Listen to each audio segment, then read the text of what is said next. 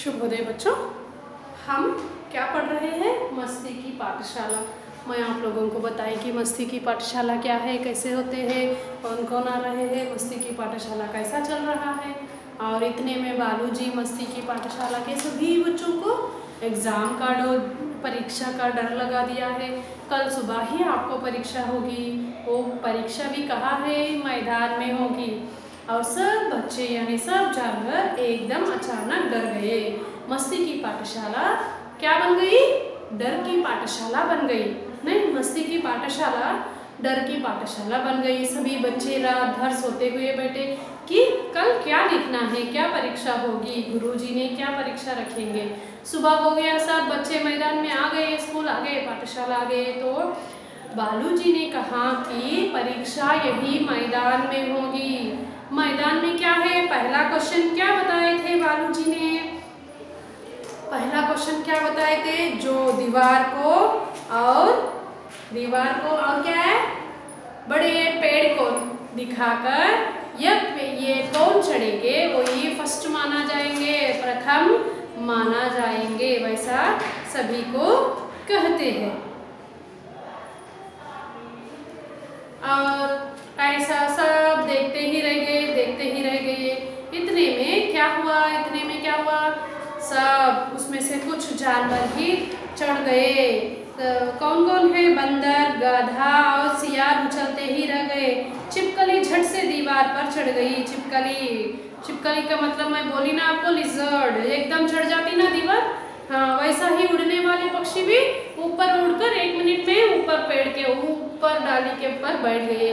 जो जानवर है, बाकी के जानवर यानी मेंढक, हिरण जैसे जानवर पूरा नीचे ही बैठ गए, क्योंकि वो उन जानवरों को उड़ना नहीं आता, दीवार पर चढ़ना नहीं आता और पेड़ के ऊपर तक चढ़ना नहीं आता है। इसलिए ये जानवर नीचे ऐसा अपना मुंह छोटे करके बैठ गए।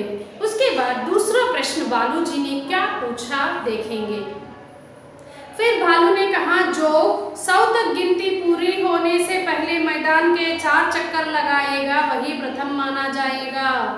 देखिए पूरा ग्राउंड कितना है, पूरा मैदान को 4 चक्कर, 4 राउंड्स, वो भी कैसा?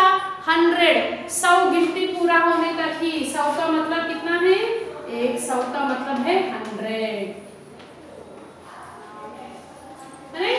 गुरुजी ने 100 गिनती करने तक सारे बच्चे पूरा मैदान का 4 चक्कर लगाना है। 4 चक्कर लगाने से क्या होती है? उनकी गिनती पूरी होने के अंदर ही जो पूरा करके आता है 4 राउंड्स, उसको प्रथम माना जाएगा। सभी दौड़ने लगे। खरगोश, कुत्ता आगे, कछुआ सबसे पीछे। खरगोश जल्दी भागता है ना, तो एकदम झटके से भागना शुरू किया और कुत्ता भी भागा। और मगर कछुआ का मतलब क्या है? टॉर्टोइस, तो हल्के से जाता है ना, मालूम है। खरगोश और कछुआ का कहानी भी है, आपको बचपन से सुन रहे हैं आप सब लोग, खरगोश और कछुए की कहानी। यहाँ ये सेकंड क्वेश्चन यानी दूसरी प्रश्न में क्या हुआ? सारे जानवर आगे भागने लगे मगर कछुआ हल्के से जाने शुरू कर दिया। इसके बाद बालू ने कहा, मैदान के किनारे पड़ा बड़ा सा पत्थर जो हटा देगा वह भी प्रथम माना जाएगा। इसके बाद मैदान के बाहर इतना बड़ा मोटा पत्थर, बहुत बड़ा पत्थर कौन उधर से हटा दिया जाएगा उसको भी प्रथम माना जाएंगे। तो कौन उठा सकते हैं उतना बड़ा पत्थर? छोटे छोटे पक्षी जानवर नहीं उठा सकते, सिर्फ एक हाथी ही उठा सकती है अपनी सूंड से। सूंड का मतलब ट्रंक, अपनी सूंड से उठा सकती है। तो सबने कोशिश की, सारे बच्चे कोशिश किए कि उस पत्थर को हटाने के लिए। ठस से मस न हुआ पत्थर, टस से मस, यानी इसका मतलब है इधर से उधर तक भी नहीं हिला है वो पत्थर, क्योंकि छोटे छोटे जानवर उतने बड़े पत्थर हटाना मुश्किल है, बहुत मुश्किल है, उतना आसानी नहीं है। तो कोई भी उठा नहीं सके, उसको हटा नहीं सके। हाथी झूमता हुआ आया और पत्थर को सूंड से ढकेल दिया। हाथी कैसा है? झूमता हुआ, ऐसा कर लेते हुए हाथी उधर से आया करके अपने सूंड से ये एकदम पत्थर को उठाया, ऐसा उठा के उधर फेंक दिया, क्योंकि हाथी बहुत बड़ी जानवर है ना, बहुत बड़ी जानवर, कितना बड़ा भी वह उठा सकती है। ऐसा ही किया है, हाथी ने सूंड से धकेल दिया एकदम, ऐसा एक बार लात मारे तो उधर जाके गिर गया पत्थर में। सब यह देखकर हैरान रह गए, ये सब लोग देखकर क्या हो गए, एकदम हैरान हो गए। अरे कितना बड़ा पत्थर को हाथी कैसा उठाया है, तो कैसा इसको हम कैसा उठा सकते हैं, ऐसा सोच लिए गए हैं। सोचने के लिए सब लोग ऐसा हैरान परेशान टेंशन में रह गए। तभी मधुमक्खी ने गुस्से से बोली, मैं इस परीक्षा का बहिष्कार करती हूँ। कौन बोले? मधुमक्खी। मधुमक्खी का मतलब क्या है? Honey bee. मधुमक्खी हनी बी।